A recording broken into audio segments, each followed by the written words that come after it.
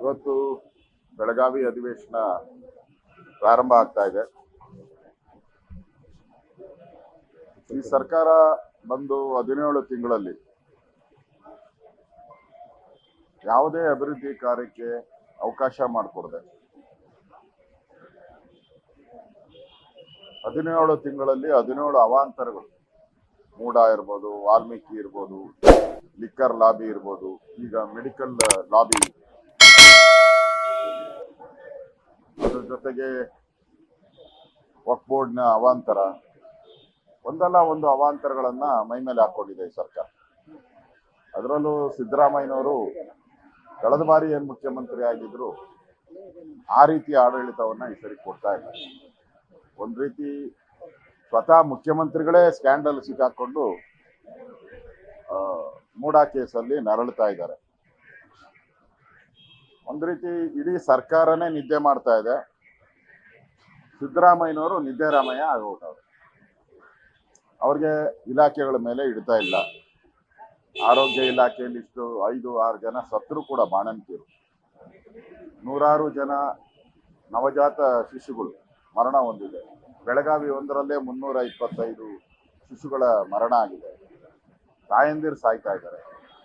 ಅಂದ್ರೆ ಮುಖ್ಯಮಂತ್ರಿಗೆ ಎಲ್ಲೋ ಒಂದ್ ಕಡೆ ಹಿಡಿತ ತಪ್ಪಿದೆ ಅಂತ ಅನ್ಸುತ್ತೆ.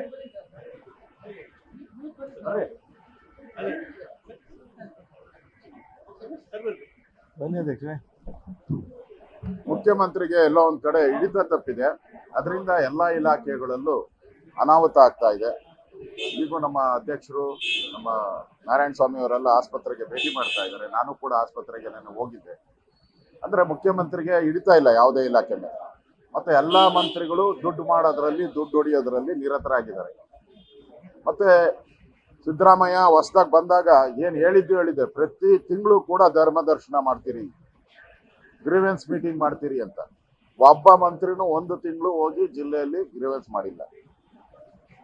ದುಡ್ಡು ಹೊಡಿಯಕ್ ಮಾತ್ರ ಬರ್ತಾರೆ. ಇದು ಗುರುವಾರದ ಸರ್ಕಾರ. ಗುರುವಾರ ಮಾತ್ರ ವಿಧಾನಸೌಧಕ್ಕೆ ಬರ್ತಾರೆ, ಆಮೇಲೆ ಒಬ್ಬ ಮಂತ್ರಿನೂ ವಿಧಾನಸೌಧಕ್ಕೆ ಹೆಜ್ಜೆ ಇಡಲ್ಲ. ಅಭಿವೃದ್ಧಿ ಕಾರ್ಯ ಏನು ಆಗ್ತಾ ಇಲ್ಲ. ಆ ದೃಷ್ಟಿಯಿಂದ ಈ ಅಧಿವೇಶನದಲ್ಲಿ ನಾವು ಈ ವಕ್ಫ್ ಬೋರ್ಡಿನ ವಿಚಾರ ತಗೊಂತಾ ಇದ್ದೀರಿ. ಅದೇ ರೀತಿ ಈ ಮೆಡಿಕಲ್ ಮಾಫಿಯಾ ಏನ ಸಾವುಗಳಾಗ್ತಾ ಇದೆ, ಬಾಣಂತಿಯದು, ಇಡೀ ವಿಚಾರನ ತಗೊಂತಾ ಇದ್ದೀರಿ ನಾವು.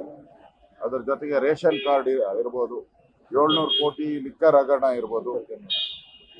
ವಿಶೇಷವಾಗಿ ಉತ್ತರ ಕರ್ನಾಟಕದ ಅಭಿವೃದ್ಧಿಗೆ ಸರ್ಕಾರ ಹೇಳಿದ್ದೇನು ಮಾಡಿದ್ದೇನು. ಕಳೆದ ಬಾರಿ ಉತ್ತರ ಕೊಟ್ಟಾಗ ನಾವು ಉತ್ತರ ಕರ್ನಾಟಕವನ್ನ ಒಂದು ಚಿನ್ನದ ನಾಡಾಗಿ ಮಾಡ್ತೀನಿ ಅಂದ್ರು. ಚಿನ್ನ ಬೇಡ, ಕಬ್ಬಣದ ನಾಡನ್ನು ಕೂಡ ಮಾಡಕ್ಕಾಗಲಿಲ್ಲ. ಹಣನೇ ಬಿಡುಗಡೆ ಮಾಡಿಲ್ಲ. ಯಾವುದೇ ನೀರಾವರಿ ಯೋಜನೆಗೆ ಹಣ ಇಲ್ಲ. ಈ ರೀತಿ ಒಂದು ಕಳಪೆ ಸರ್ಕಾರ. ಕರ್ನಾಟಕದ ಇತಿಹಾಸದಲ್ಲಿ ಅತ್ಯಂತ ಕಳಪೆ ಸರ್ಕಾರ ಅಂದ್ರೆ ಈ ಸಿದ್ದರಾಮಯ್ಯನವರ ಸರ್ಕಾರ. ಲೇಟೆಸ್ಟ್ ಹಾಗೂ ಇಂಟ್ರೆಸ್ಟಿಂಗ್ ಸುದ್ದಿಗಳಿಗಾಗಿ ಬಾಸ್ ಟಿವಿ ಕನ್ನಡ ಚಾನೆಲ್ನ ಸಬ್ಸ್ಕ್ರೈಬ್ ಮಾಡಿ. ಹಾಗೆಯೇ ಬೆಲ್ ಐಕಾನ್ ಪ್ರೆಸ್ ಮಾಡಿ. ಇದರ ಜೊತೆಗೆ ಫೇಸ್ಬುಕ್, ಇನ್ಸ್ಟಾಗ್ರಾಮ್, ಎಕ್ಸ್ ನಲ್ಲೂ ಮಿಸ್ ಮಾಡದೆ ಫಾಲೋ ಮಾಡಿ.